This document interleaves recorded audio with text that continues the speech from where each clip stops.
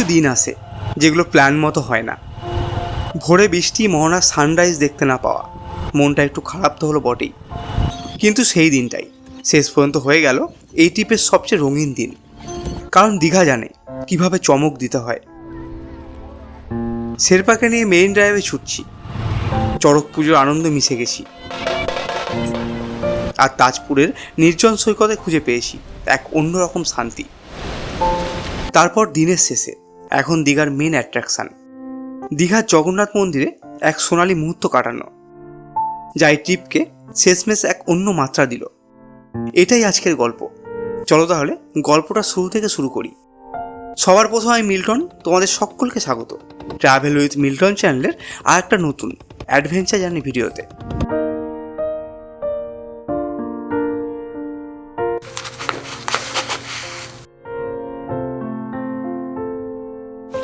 ভোর সকাল 5টা, অ্যালার্ম বাজলো। আজ প্ল্যান ছিল মোহনার সানরাইজ দেখব,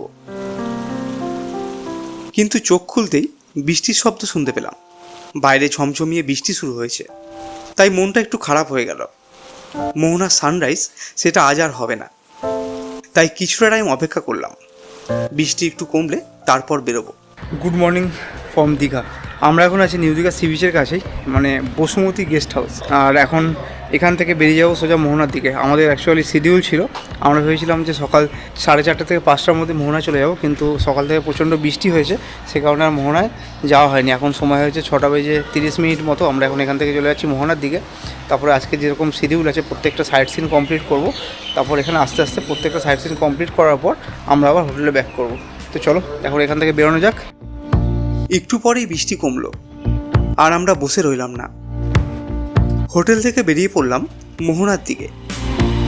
আজ দেরি হলেও যাব, কারণ মোহনা একবার না দেখলে দীঘা ট্যুরটাই অসম্পূর্ণ থেকে যায়।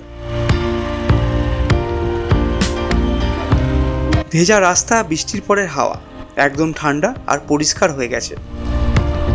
শেরপাকে নিয়ে এগিয়ে যাচ্ছি মোহনার দিকে। এই ঠান্ডা হাওয়াটা গায়ে লাগলে সব মন খারাপ উড়ে যায়।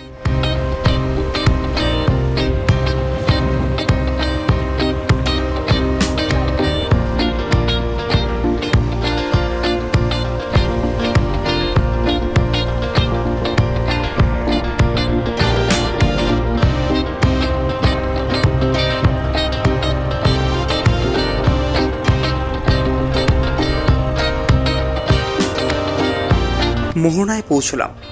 বৃষ্টি কমে গেছে, আকাশ এখনও মেঘলা, কিন্তু মোহনার এই রূপটা মেঘলা আকাশের নিচে আরও বেশি সুন্দর। এখানে নদী এসে মিশছে সমুদ্রে, তাই এই জায়গার নাম মোহনা। দুটি আলাদা জলের মিলনস্থল। এই দৃশ্যটা দেখলে মনে হয় পৃথিবীর সমস্ত রাস্তা শেষ পর্যন্ত কোথাও না কোথাও গিয়ে মিশে যায়। আজকে মার্কেট বাজার বন্ধ নাকি? আজকে বাজার বন্ধ। আজকে এগুলো কিসের দোকান? এগুলো বন্ধ হয়ে গেছে। গাড়ি কোথায় রাখা যাবে দাদা?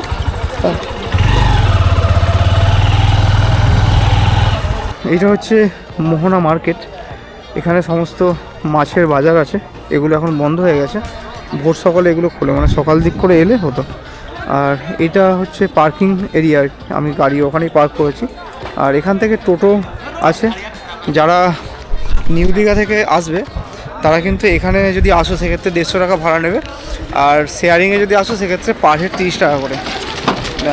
এক্ষেত্রে একসাথে যদি গ্রুপ থাকে তাহলে অনেকটাই সাবসিডি আর কি, 150 টাকার মধ্যে তোমার টোটোতে যে কজন ধরে আর কি, রিজার্ভ টোটো 150 টাকা ভাড়া। আর এখানে আজকে মার্কেট এরিয়া এখন যেটা বললাম, এদিকটা বন্ধ আছে, ওদিকটা খানিকটা খোলা আছে। আমরা এখন এই সাইড থেকে এলাম আমরা। এখান থেকে এসে এই যে এখানে গাড়ি পার্ক করেছি। এখানে যারা এসছে তারা এখানে সমস্ত লোক গাড়ি পার্ক করেছে। আর এবার আমরা যাবো মোহনার দিকে, মানে মোহনার যে বিচ সাইড আছে তো সেখানে যাব।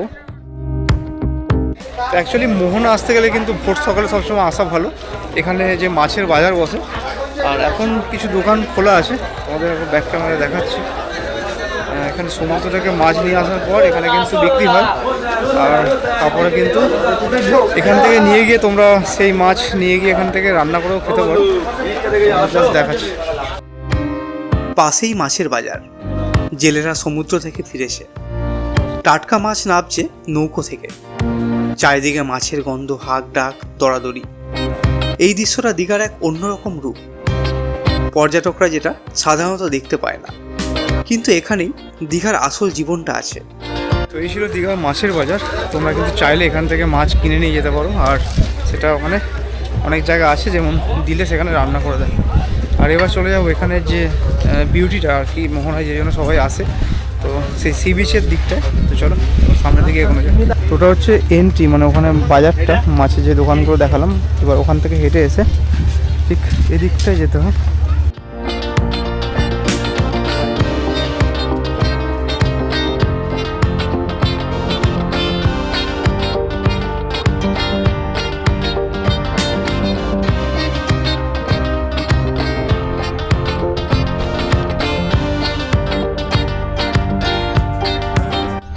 আজকে এখানে মার্কেট বন্ধ আছে, এর পেছনে কারণটা যেটা আমি বুঝতে পারলাম, যে আমি জিজ্ঞাসা করেছিলাম আজকে অ্যাকচুয়ালি এখানে কোনো নেতামন্ত্রী আসছে আর কি দীঘায়, তো তার জন্য কিন্তু আজকে দীঘার অনেক মার্কেটই বন্ধ থাকবে, নিউ দীঘা সি বিচের কাছেও। নাহলে কিন্তু এই জায়গাটা পুরো একদম জমজমাট থাকে সকালবেলা থেকে, সমস্ত সকালের ব্রেকফাস্ট কিন্তু এখানেই সবাই করে। তো সেরকম আমরা প্ল্যান করেছিলাম যে এখানে ব্রেকফাস্ট করবো, কিন্তু এখনও দেখছি দোকানপাট বন্ধ আছে, জানি না ফাইনালি কী হবে। এই যে সামনে যে সমস্ত দোকানগুলো রয়েছে এগুলো কিন্তু রোজই খোলা থাকে, আজকে কিন্তু বন্ধ আছে। আর যেটা কারণ সেটা তোমাদের বললাম। আর অ্যাকচুয়ালি মোহনাটা কিন্তু খুব সুন্দর একটা জায়গা, এখান থেকে সানরাইজটা খুব দেখতে ভালো লাগে।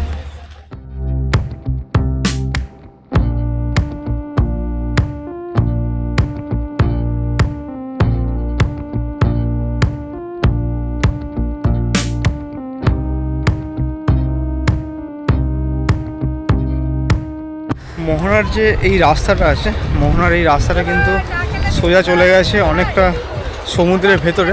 তো সেই রাস্তা ধরে আমরা এখন যাচ্ছি সমুদ্রের ভেতর বরাবর। এই জায়গাটা খুব সুন্দর দেখতে লাগে, আর সেই নেচার বিউটিটা তোমাদের দেখাচ্ছি, তোমরা ব্যাক ক্যামেরায় দেখো।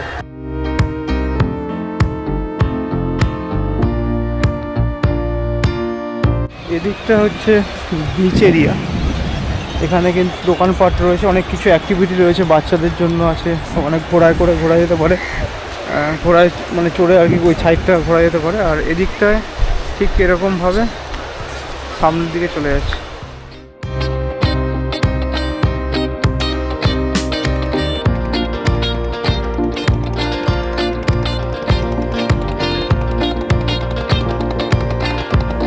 মোহনা সৈকত নিউ দীঘার চেয়ে আলাদা। এখানে কম ভিড়, জেলেদের নৌকা, জাল, মাছের গন্ধ। এটা একটা ওয়ার্কিং বিচ। এখানে শুধু সমুদ্র সুন্দর না, এখানে সমুদ্র মানুষের জীবিকা।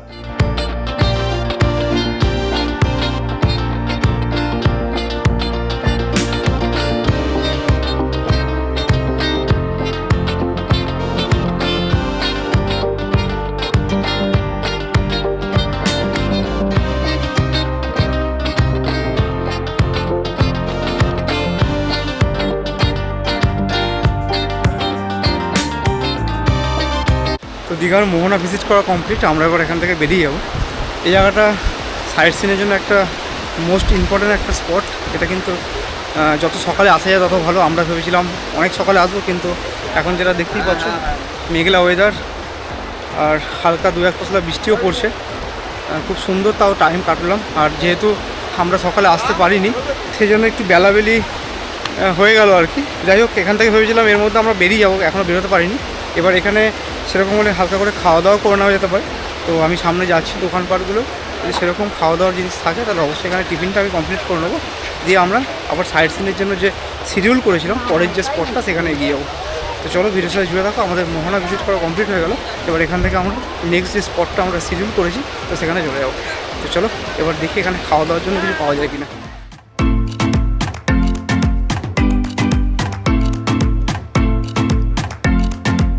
তো আমরা এখন মোহনার সি বিচের কাজটায় নামলাম। এই জায়গাটা নামার কারণটা হচ্ছে হঠাৎ করে বৃষ্টি এলো, কিন্তু এই বৃষ্টিটাও ভালো লাগছে।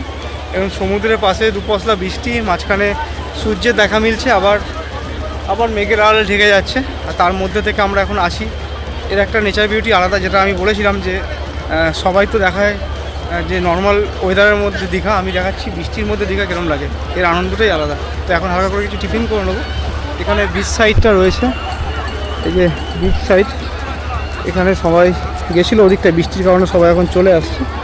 আর এখানে বসে কিন্তু টিফিন করা যেতে পারে, এরকম নিচে ছাউনি দেওয়া আছে। বাস এখানে জিজ্ঞাসা করি কীরকম কী খাবার আছে, যে আমরা হালকা করে খাওয়া দাওয়া করে নেবো। আর বৃষ্টিটা একটু জোরেই চলে এসছে, এখন বৃষ্টির মধ্যে আমাদের বাইকটা একটু অনেকটা দূরে আছে, তো আমরা এখানে বৃষ্টিটার মধ্যে খাওয়া দাওয়াটা করি। এর মধ্যে যদি বৃষ্টি কমে যায় খুব ভালো, আমাদের টিফিনটাও এর মধ্যে কমপ্লিট হয়ে যাবে। তো তোমরা যদি মোহনায় আসো, যদি এর থেকে সকালে আসো খুব ভালো। তো সকালে আসলে এখানে টিফিনটা কিন্তু এখানে করে নিও। তো চলো এবার টিফিনটা এখান থেকে আমরা সেরে ফেলি। হবে ডিম টোস্ট হবে, বাটার টোস্ট হবে, চা হবে। আচ্ছা, ডিম টোস্ট কত করে? 30 টাকা। ডিম টোস্ট 30 টাকা, তাই তো? আর মুড়ি ঘুগনি 25 টাকা। 35 টাকা। 25 টাকা। 25 টাকা। তাহলে আমাকে একটা ডিম টোস্ট, একটা মুড়ি ঘুগনি। তো এখানে দাম সেরকম খুব একটা বেশি নয়, আমরা এখানেই টিফিনটা সেরে ফেলবো। এখন আমরা ডিম টোস্ট আর একটা মুড়ি ঘুগনি অর্ডার দিয়েছি। তো এরকম বাঙালিয়ানা খাবারই আছে, তো আমরা এখানে খেয়ে নিই। কারণ হচ্ছে অনেক কটা শিডিউল করা আছে, অনেক কটা স্পটে, তো সেরকম জায়গায় যেতে হবে। আমাদের কাছে রেনকোট আছে, বৃষ্টির জন্য আমরা দাঁড়াবো না, এরপর আমরা এখান থেকে বেরিয়ে যাবো। তো আমরা খাওয়া দাওয়াটা সেরে নিই এখানে, তো আবার পরে কথা বলছি। এখন সকালে ব্রেকফাস্ট করব।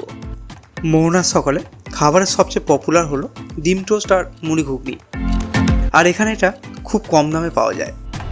যারা বাজেট ট্রিপে দীঘা ঘুরতে এসছো, সকালে খাবারে দুটো জিনিস ট্রাই করো, খুব সুস্বাদু, পেট ভরে যাবে, আর খরচও একদম কম। দীঘায় এইভাবেই বাজেট ট্রিপ করতে হয়। এই ছোট ছোট খরচগুলোই আমাদের মাথায় রাখতে হবে, এগুলোই আমাদের টাকা বাঁচাবে। তো আমরা এখন এলাম ওদিক থেকে, মোহনা যে ভিউ পয়েন্ট আছে সেটা কমপ্লিট করে সোজা ওই রাস্তা থেকে এলাম। যে মেইন ড্রাইভ একটা জায়গা আছে, মানে সমুদ্র পাশে, আর তার সাইডে রাস্তা, মানে যাওয়ার সময় যেটা আমি দেখালাম। দেখি আমরা এসছি এখানে খানিকক্ষণ দাঁড়ালাম। এই যে রিয়া আছে, আমি রেনকোট পরেছিলাম, অলরেডি বৃষ্টি হচ্ছিল। আর তার ঠিক পাশেই এখানে একটা ভিউ পয়েন্ট আছে, যেটা আমি দেখানোর জন্য এখানে দাঁড়ালাম। তোমরা যদি মোহনার দিকে যাও, তাহলে যদি সময় থাকে তাহলে এখানটা একবার দাঁড়াতে পারো। জায়গাটা একটা ভালো জায়গা আর কি। এখান থেকে যে সি বিচটা আছে, সেই সি বিচটা কিন্তু অসাধারণ দেখতে লাগে। তোমাদের একবার রাস্তাটা দেখাই। এখান থেকে এই যে এখান থেকে তোমাদের এই রাস্তা থেকে উঠতে হবে, ওখানে আমার গাড়ি পার্ক করা আছে। এই রাস্তা থেকে উঠে তোমরা জাস্ট এখান থেকে যদি যাও এইভাবে, এখানে অনেকটা এরিয়া আর কি দেখা যায়। এখানে কিছু বসার জায়গাও করা আছে, খুব সুন্দর দেখতে লাগছে। এখানটায় বসে কিন্তু বিকেল টাইমটাও খুব ভালোভাবে কাটানো যেতে পারে। ঠিক এখানে এরকমভাবে বসার জায়গা, তারপর অনেকে এখানে স্নান করার জন্য আসে। এটা মোহনা যাওয়ার যে রোডটা সাইড দিকে চলে গেছে, আমরা একটু আগে ওদিক থেকে গেছিলাম। আর একটা খুব সুন্দর একটা নেচার বিউটি এখানে রয়েছে।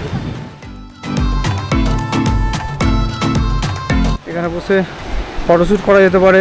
সমুদ্রের অনেকটা এরিয়া কিন্তু এখান থেকে দেখা যাচ্ছে।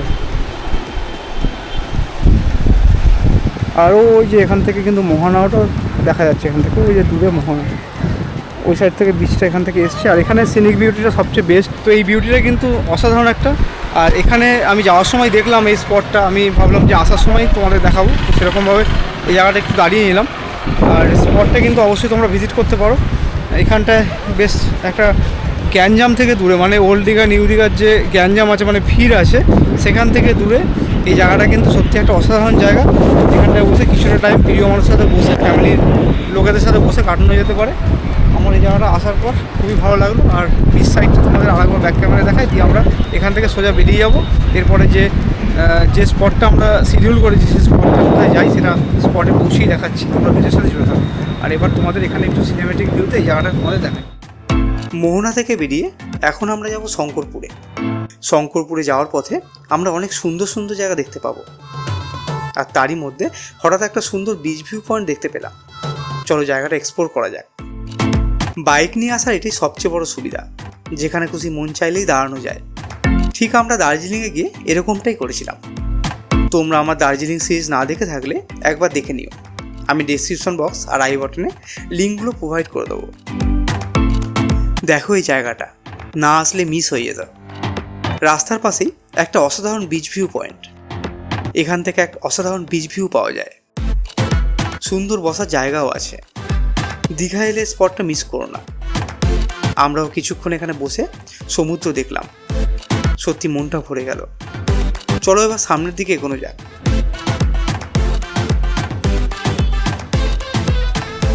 মোহনার রাস্তা থেকে বেরিয়ে এখন যাচ্ছি শঙ্করপুরের দিকে।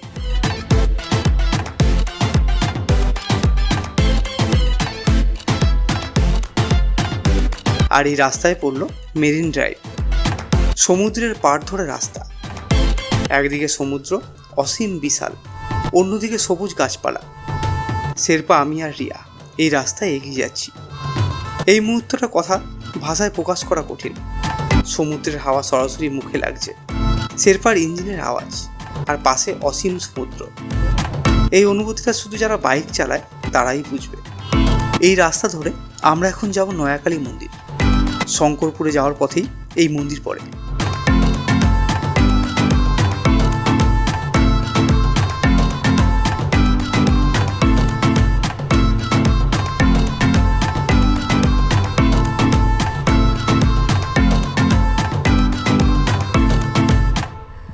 ফাইনালি মোহনা থেকে 6 কিলোমিটার রাইড করে আমরা চলে এসেছি হচ্ছে নয়াকালী মন্দির। এই জায়গাটা এলাম, এখানে কিন্তু তোমরা সাইট সিন হিসেবে আসতে পারো। সেক্ষেত্রে টোটো রিজার্ভ করতে হবে।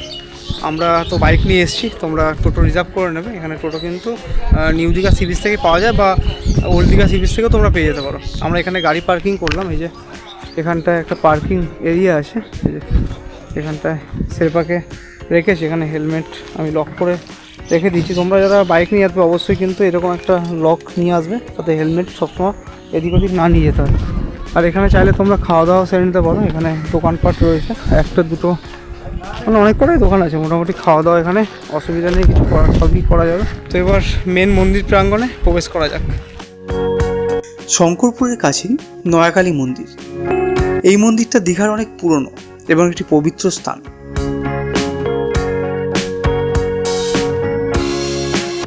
এটা হচ্ছে মেন মন্দিরের যে প্রবেশদ্বার, খুব সুন্দরভাবে সাজানো। আর এই মন্দির এলাকা সুন্দর করে গোছানো আছে, মানে একটা পার্কিং, মানে যে পার্ক যেরকম হয় সেরকমভাবে কিন্তু সুন্দরভাবে এই জায়গাটা সাজানো গোছানো। কিছু অ্যাক্টিভিটিও আছে বাচ্চাদের ওখানে। এদিক থেকেও রাস্তা আছে, তোমরা এদিক থেকেও যেতে পারো। বাকি আমরা মেন মন্দিরের দিকে যাচ্ছি। এটা হচ্ছে মেন মন্দিরের রাস্তাটা, আর খুব সুন্দরভাবে গোছানো, দেখতেও ভালো লাগছে মন্দির চত্বর এলাকাটা। স্থানীয় মানুষের কাছে মা নয়াকালী অত্যন্ত পূজনীয়। প্রতিদিন অনেক ভক্ত আসেন এখানে, বিশেষ করে মৎস্যজীবীরা সমুদ্রে যাওয়ার আগে মায়ের কাছে আশীর্বাদ নেন।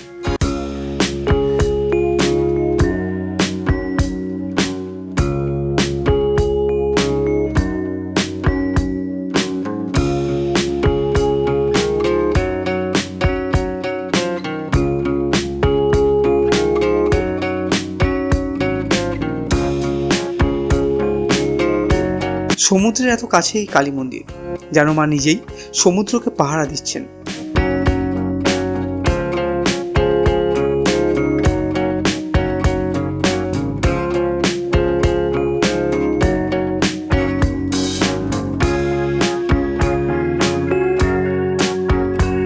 মন্দিরের ভেতর ঢুকলাম, মায়ের সামনে দাঁড়ালাম।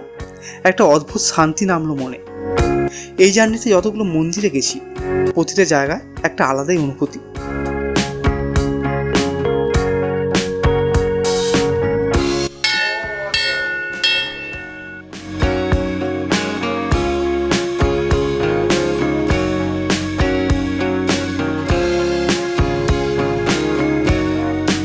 এই সমস্ত জায়গায় এলে মাথা নত হয়ে আসে, অহংকার থাকে না, শুধু কৃতজ্ঞতা থাকে।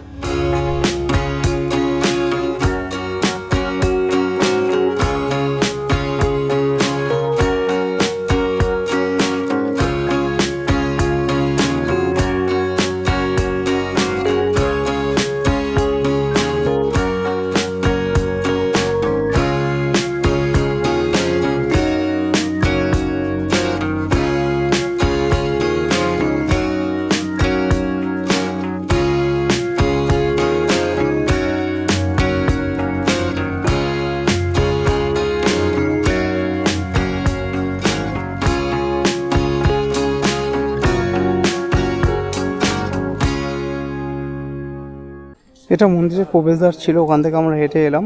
আর এখানে হয়তো লাইটিং শো হয় জলের মধ্যে, কিছু মানে বসার জায়গা আছে, সেটা এখন তো নয়, কখন হয় ঠিক জানা নেই আমার। আর এখান থেকে মেন মন্দিরের প্রবেশদ্বার, এটা হচ্ছে মেন মন্দির।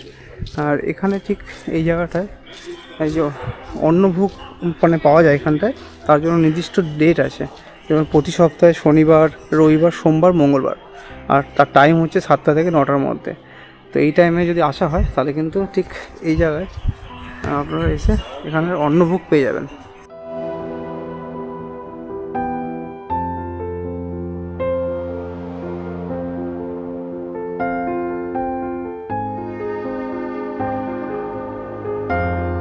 তো আমি এখন আছি নয়াকালী মায়ের মন্দির এখানে।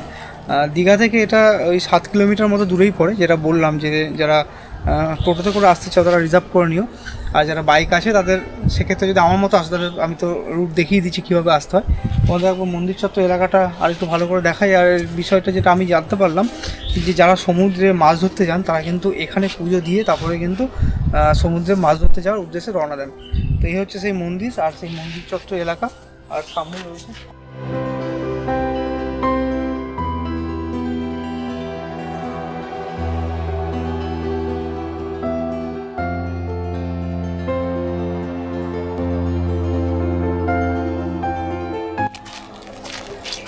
তো ফাইনালি নয়াকালী মায়ের মন্দির দর্শন করলাম, আর ভার্চুয়ালি তোমাদেরও দর্শন করালাম। এবার আমরা এখান থেকে বেরিয়ে যাব যে আমার শিডিউল অনুযায়ী আমি কোন স্পটটা বেছেছিলাম। তো চলো নেক্সট স্পটে যাই, গিয়ে আবার কথা বলছি।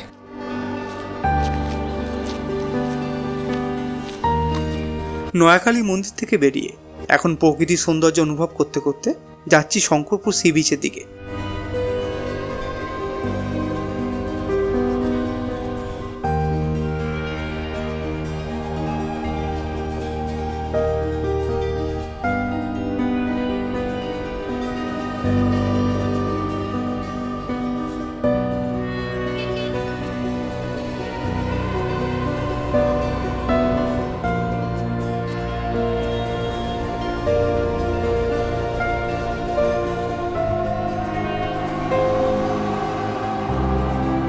আর এখানে হঠাৎ একটা জিনিস দেখতে পেলাম, ফিশিং হারবার। আর তার ঠিক পাশেই একটা ছোট সৈকত। এখানে একদম ভিড় নেই, শান্ত নির্জন। এই সৈকতে দাঁড়িয়ে কিছু সময় কাটলাম।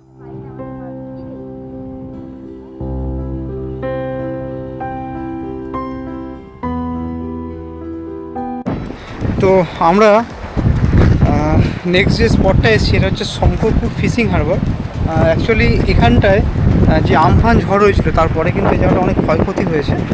আর এখানে আজকে একটু লোকজন কম আছে, মানে সেরকম পর্যটক নেই, যেহেতু বৃষ্টির ওয়েদার, মানে বৃষ্টির আবহাওয়া দপ্তর থেকে বৃষ্টির নিউজ ছিল, ওই জন্য অনেকেই আসেনি বা ওইরকম কিছু একটা হয়েছে। আর আজকে কিন্তু দীঘাতে মিটিংও আছে, মানে পার্টিগত দিক থেকে মিটিং আছে।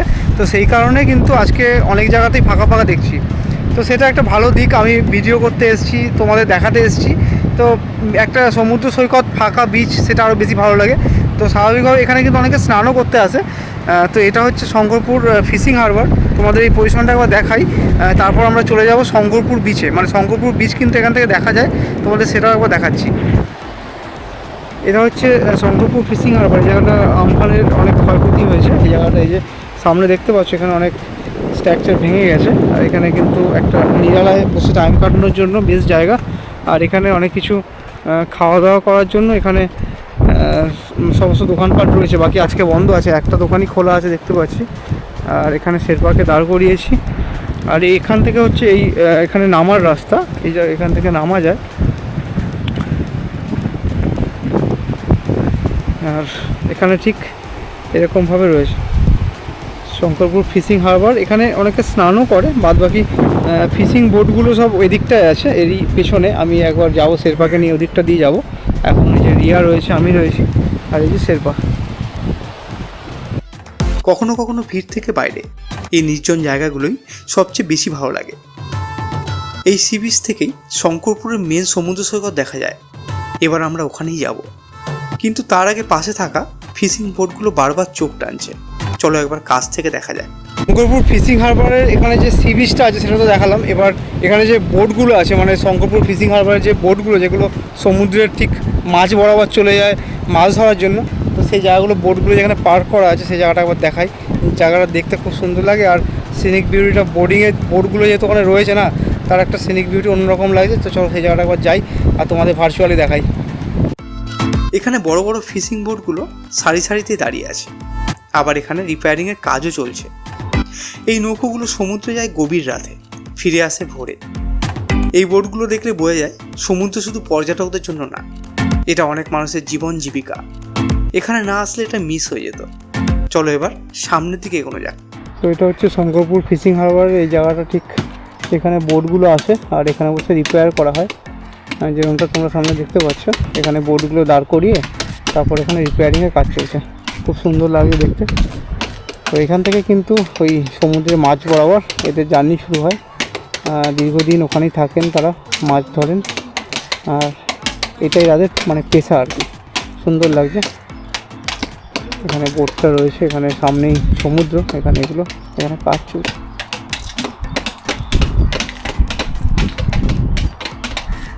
তো চলো আমরা এবার বেরিয়ে যাই শঙ্করপুর মেন যে সি বিচ আছে, তো সেই সি বিচের দিকটা।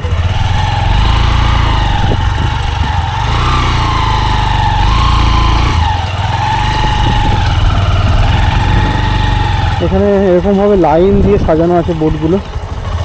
এইভাবে কিন্তু এরা এখানে বিশ্রামে আর কি এদের রাখে, মানে বোটগুলো পার্কিং এরিয়া।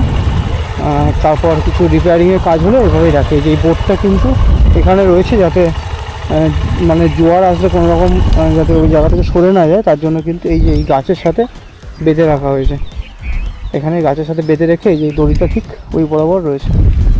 তো এগুলো দেখার জিনিস আছে, এগুলো তোমরা ভিজিট করতে পারো, ভালো লাগবে। কারণ আমরা তো শহর এলাকার মানুষ, এগুলো কিছু বুঝতে পারবো না, তাই না? এদের পেশাটা আর এদের কষ্টটা এরাই একমাত্র জানে। সমুদ্র দীর্ঘদিন এভাবে থেকে আর কি কাজ করা। তো চলো এবার যাই শঙ্করপুর সি বিচের দিকে। এখান থেকে গিয়ে ডাইরেক্ট ওখানে গিয়ে তোমার সাথে কথা বলছি।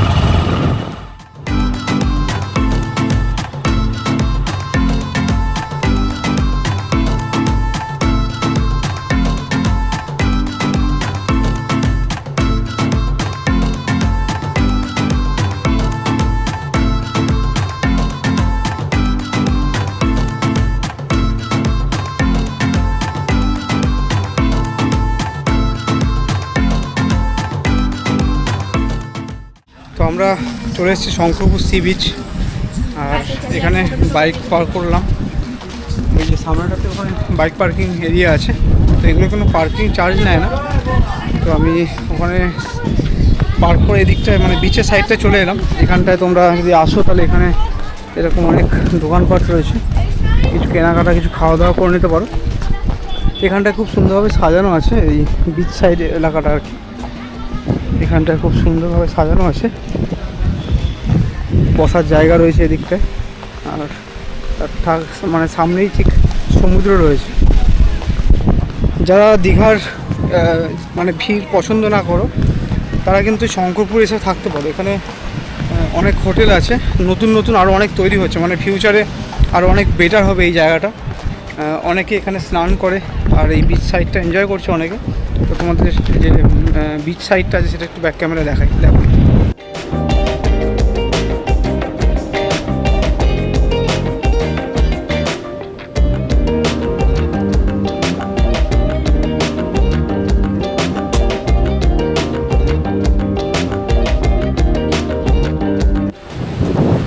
এটা হচ্ছে শঙ্করপুর বিচ। আমরা ওদিকে শঙ্করপুর ফিশিং হারবার যে আছে, তো শঙ্করপুর ফিশিং হারবারটা ঠিক ওইখানটায়, আমরা ওখানটায় ছিলাম।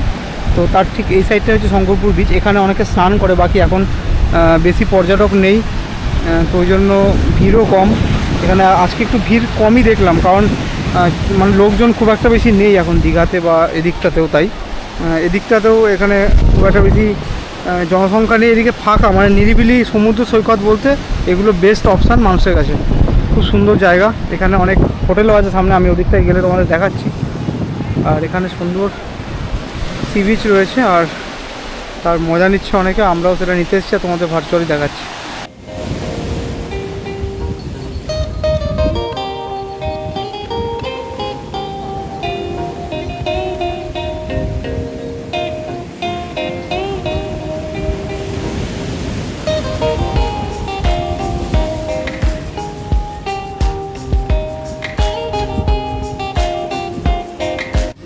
তো তো আমি শেরপাকে ওখানে দাঁড় করিয়েছিলাম, আর তার পাশ দিয়ে এখানে একটা রাস্তা আছে, এখান দিয়ে কিন্তু তোমরা সি বিচের দিকে নামতে পারো, মানে যেখানে বালিটা রয়েছে মেনলি আর কি। আমরা চেষ্টা করছি সি বিচ যেখানে রয়েছে পুরোপুরি, তো সেখানে নামার, কারণ ওই সাইডটা থেকে ওদিকে আসা যায় না। যদি জল কম থাকে হয়তো সেক্ষেত্রে আসা যাবে, কিন্তু আসার সেরকম অপশান দেখতে পেলাম না।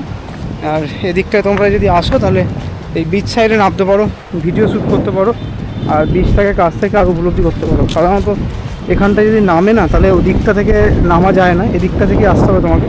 আর যাওয়ার পথে অনেক দিন পর আমি এরকম লজ্জাবতী গাছ দেখলাম, যেগুলো ছোটোবেলায় প্রচুর খেলা করেছি এদের নিয়ে। ধরলেই যে লজ্জায় পুরো নিজেকে লুকিয়ে নিচ্ছে, এগুলো অনেক দিন পর দেখলাম। ছোটোবেলায় অনেক খেলাধুলো করেছি এদের নিয়ে, এরকম দেখতে পেলেই ধরতাম, বাস ছোটোবেলার স্মৃতি মনে পড়ে গেল।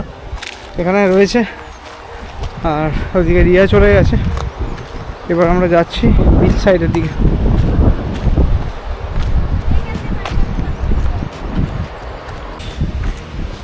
শঙ্করপুর বিচে যেদিকটা আমি আসছিলাম ওদিক থেকে আসার পরে দেখতে পেলাম এখান থেকে একটা রাস্তা রয়েছে। তো দেখি শেরপাকে আনা যায় কিনা, দেখি শেরপাকে নিয়ে যদি এখানে আসতে পারি তাহলে একবার বিচ সাইডে নামার ইচ্ছা আছে। তো দেখা যাক কী হয়। তাহলে শেরপাকে নিয়ে আসি। এখন একটা কাজ করব, যেটা আগে কখনো করিনি। শেরপাকে নিয়ে সরাসরি সৈকতে নামবো। সমুদ্রের মধ্যে বাইক রাইড, এই অনুভূতিটা কেমন হয় একটু দেখা যাক। চলো একবার ট্রাই করা যাক। বালিতে বাইক চালানো এটা একটা আলাদা এক্সপিরিয়েন্স। রাস্তায় বাইক চালানো আর বালিতে বাইক চালানো সম্পূর্ণ আলাদা। তবে খুব সাবধানে রাইড করতে হবে, অ্যাডভেঞ্চার যেন বিপদের কারণ না হয়। চোরাবালি এখানে না থাকার কিছুই নেই, তবে পাশে সমুদ্র থাকলে এই কষ্টটাও আরামদায়ক মনে হয়। শেরপা, আমি আর রিয়া আজ সমুদ্রের বালিতে। এই মুহূর্তটা অনেক দিন মনে থাকবে। এই শঙ্করপুর সি বিচটা কিন্তু দারুণ জায়গা। তোমরা যদি ভিডিওগ্রাফি করতে যাও তাহলে কিন্তু অবশ্যই এই বিচটায় আসতে পারো। আমরা এখানে বাইক নিয়ে ঘুরলাম, ভিডিওগ্রাফি করলাম। এরপরে আমরা চলে যাবো যে আমাদের যে স্পট, যে পরে যে মানে স্পটটা রেখেছি আমাদের তাজপুর। তো যেহেতু বাইক নিয়ে এসেছি সেগুলো এই স্পটগুলো করতে কোনো অসুবিধা নেই। এখন সোজা চলে যাবো তাজপুর ভিজিট করবো, ওখানটা তোমাদের দেখাবো, দেখিয়ে আমাদের আবার হোটেলে ব্যাক করতে হবে। তো চলো এখান থেকে বেরিয়ে যাই, এখান থেকে বেরিয়ে তাজপুরের দিকে রওনা দেওয়া যাক। শঙ্করপুর থেকে এখন যাচ্ছি তাজপুরের দিকে, আর এই পথেও মেইন ড্রাইভ। আজ দুবার মেইন ড্রাইভে শেরপাকে নিয়ে চলছি, আর সাথে আছে সমুদ্রের ঠান্ডা হাওয়া, ঢেউয়ের গর্জন। একটা আলাদাই অনুভূতি, টোটালি সিনেমেটিক একটা ভাইব আছে। সমুদ্রের পাশ দিয়ে বাইক চালানো এটা একটা থেরাপি।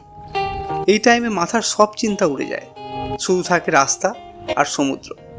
আর আমরা তিন মূর্তি এখন রয়েছি, শেরপা, আমি আর রিয়া।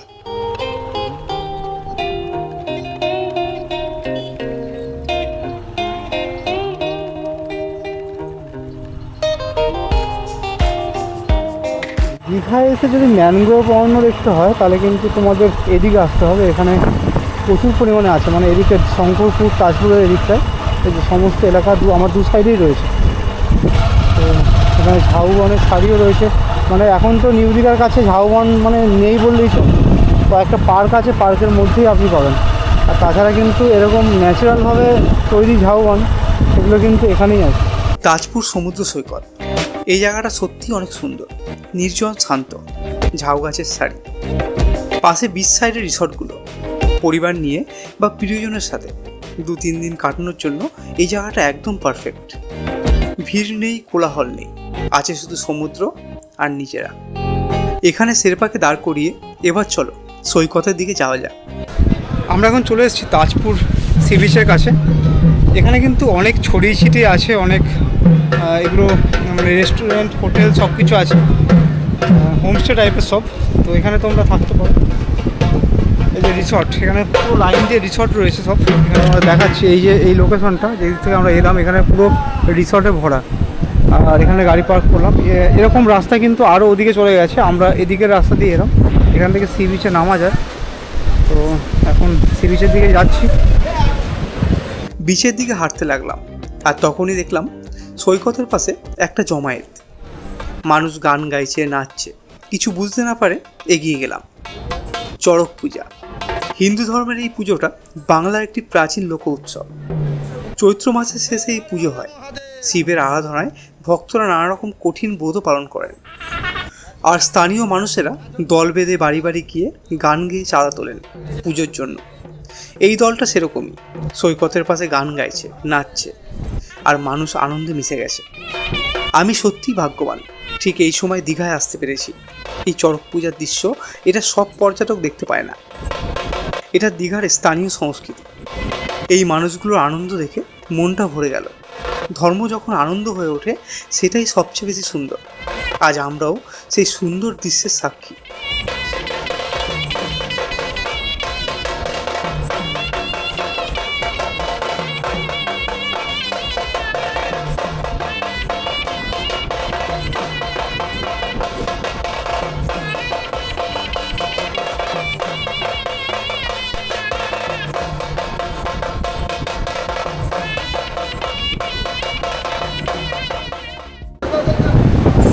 এটা মহাদেবের পুজো।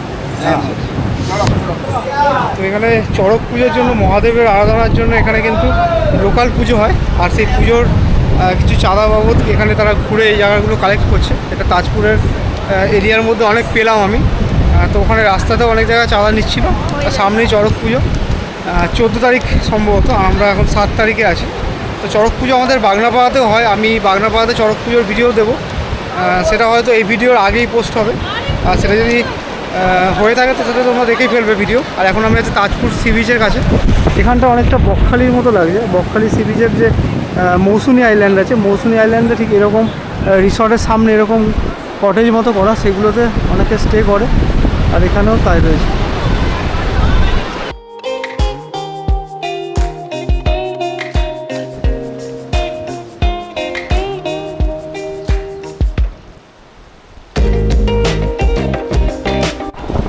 তাজপুর সি বিচটার মধ্যে কিন্তু একটা আলাদাই ভাইব আছে। এটা কিন্তু মৌসুনি আইল্যান্ডের মতো অনেকটাই লাগছে।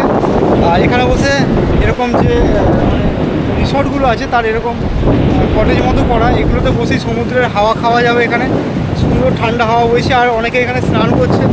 মানে আপনি জাস্ট রিসর্ট থেকে বেরোন আর স্নান করুন সমুদ্রের মধ্যে। আর এখানে যখন জল বেড়ে যাবে তখন নিশ্চয়ই জায়গাগুলো জলে পুরো ভরে যায়। এই জন্য এই রিসর্টগুলো একটু উঁচুতে করে এরকমভাবে ঠিক স্ট্রাকচারগুলো করা আছে। সুন্দর একটা বিচ। আমি তাজপুরে প্রথমবার এলাম, দীঘাতে অনেক কবার আসা হয়েছে, যেহেতু বাইক নিয়ে এসেছি সেহেতু এই জায়গাটাও ভিজিট করলাম। হয়তো বাইক নিয়ে আসলে এটাই হয়তো সুবিধা, তাই না? যেখানে সেখানে যখন তখন খুশি চলে যাওয়া যায়। তো বাইক নিয়ে এসেছি, হয়তো জার্নি হয়, কষ্ট হয়, কিন্তু তার পেছনে যে আলটিমেট যে সাকসেসটা আছে সেটার গুরুত্ব কিন্তু অনেক বেশি। সেজন্য আমি সব জায়গায় বাইক নিয়ে যাই, সেরপাকে নিয়ে যাই। তো তোমরা যারা একটু বাইক রাইড করতে ভালোবাসো, আর হয়তো অনেকে বাইক আছে কিন্তু অনেকেই যায় না, আমি বলবো তোমরা একটু কষ্ট হলেও এসো। এইসব সাইট সিন করতে গেলেও তো টাকা খরচা হয়, সেই টাকা যা খরচা হবে সেটা কিন্তু ওই বাইকের মানে বাড়ি থেকে এখানে আসা পর্যন্ত সেই একই ব্যাপার, কোনো বরঞ্চ আরও খরচা কম আমার মতে। তো এখন তাজপুর সি বিচে আসি, এখন এই জায়গাটা সাইট সিন করছি, তোমাদের দেখাচ্ছি। আজকের মানে এদিক থেকে মানে আমার এই সাইডে যে শঙ্করপুর তাজপুর, মানে তাজপুরটাই আমার লাস্ট ছিল। এরপর আমরা এই জায়গাটা ভিজিট হয়ে গেল, আমরা চলে যাবো হোটেলে, অনেকে রেস্ট নেবো, তারপরে স্নানে যাবো, তারপরে আবার লাঞ্চ কমপ্লিট করে কালকের মতো বাদবাকি ওবেলার কিছু সাইট সিন আছে সেগুলো কমপ্লিট করবো। তো চলো এই জায়গাটাকে একটু ভালো করে এক্সপ্লোর করি, তারপরে এই জায়গাটা ঘোরা কমপ্লিট হয়ে গেলে এখান থেকে বেরিয়ে চলে যাবো হোটেলের দিকে।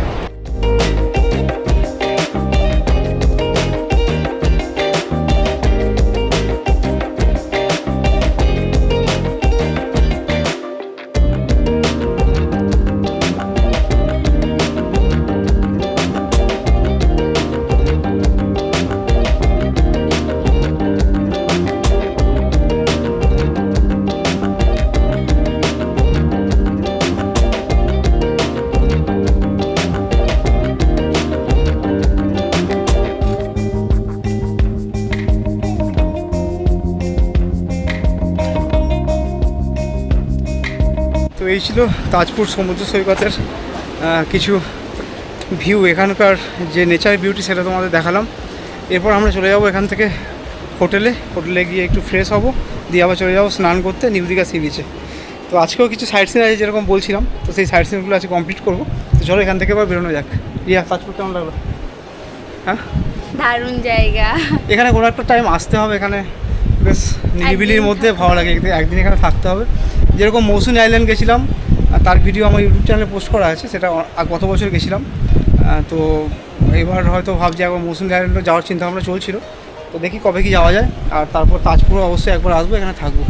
এখানকার নেচার বিউটি, তার সাথে এখানে যে রিসর্টগুলো আছে তার কম্বিনেশন শুনছি খুব মানে সত্যি খুব সুন্দর। এখানে যেভাবে আর কি বিচের বসে আর কি ভিউটা পাওয়া যায় সমুদ্রে, সেটা কিন্তু অসাধারণ। তো তোমরা অবশ্যই তাজপুরে একবার এসো আর তোমরা ভিডিওর সাথে জুড়ে থাকো। এবার আমি এখান থেকে হোটেলে যাই, গিয়ে আবার সাইড সিনে বেরোবো, একটু রেস্ট নিয়ে একটু স্নান করি, দিয়ে আবার সাইড সিনে গিয়ে তোমাদের সাথে আবার কথা বলছি। এবার তাজপুর থেকে নিউ দীঘার দিকে ফিরছি। অনেকক্ষণ ধরে ঘোরাঘুরি করেছি, পেটে এবার খিদে লেগেছে। আজ লাঞ্চে কি খাবো সেটা আস্তে আস্তে ঠিক করলাম। ঠিক হলো আজ চিকেন বিরিয়ানি খাবো। ওল্ড দীঘা সি বিচের কাছেই একটা দোকানে ঢুকলাম। এই হলো আজকের লাঞ্চ, চিকেন বিরিয়ানি। দীঘা শুধু সি ফুড না, এখানে ভালো বিরিয়ানিও পাওয়া যায়। সারাদিন ঘুরে বিরিয়ানি খেতে যে কী তৃপ্তি লাগছে সেটা পুরোপুরি অন্যরকম। লাঞ্চের পর একটু রেস্ট, তারপর আবার সৈকতে। দীঘায় এসে একবার সমুদ্রে না ভিজলে দিনটা যেন অসম্পূর্ণ থেকে যায়। নিউ দীঘা সমুদ্র সৈকতে নামলাম, ঢেউয়ের সাথে আবার খেললাম। এই স্নানের পর শরীরের সব ক্লান্তি ধুয়ে যায়। বন্ধুরা, আজ ভেবেছিলাম পুরো দিনের গল্প তোমাদের সাথে একই ভিডিওতে শেয়ার করব, কিন্তু ভিডিওটা অনেক লম্বা হয়। আমি এই এপিসোডটাকে দুটো ভাগে ভাগ করলাম। আমি আমার ভিডিওর মাধ্যমে সবসময় এটা খেয়াল রাখার চেষ্টা করি, কোনো সময় কোনো স্পটে ভিজিট করা, আর আমি যা দেখি আমার সবসময় ফার্স্ট প্রায়োরিটি থাকে তোমাদের সাথে সুন্দর মুহূর্তগুলো ভার্চুয়ালি শেয়ার করা। তাই আরও ভালো করে সেই মুহূর্তগুলো তুলে ধরতে আর তোমাদের গল্প শোনাতে আবার আসবো পরের পার্ট নিয়ে খুব তাড়াতাড়ি। এখনকার মতো এই পর্যন্তই, কথা হচ্ছে খুব তাড়াতাড়ি এই এপিসোডের পরের পার্টে। ততক্ষণ ভালো থাকো, সুস্থ থাকো, আর ভিডিওটা ভালো লাগলে অবশ্যই লাইক, শেয়ার, কমেন্ট করতে ভুলো না। তোমাদের একটা লাইক, একটা কমেন্ট আমাকে কিন্তু ভীষণ পরিমাণে মোটিভেট করে নতুন করে কোনো ভিডিও করার জন্য। সকলকে অসংখ্য ধন্যবাদ।